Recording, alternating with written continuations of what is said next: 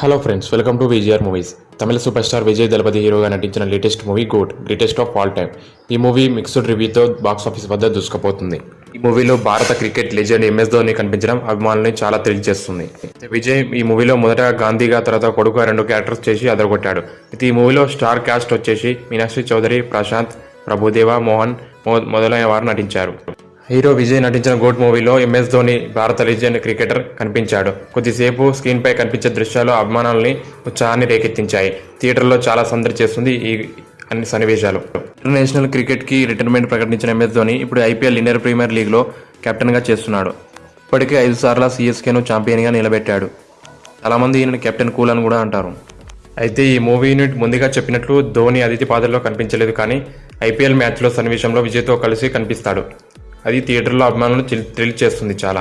ఒకేసారి ఇద్దరు big stars screen పై కనిపించడంతో గూస్ బంప్స్ తెప్పిస్తుంది.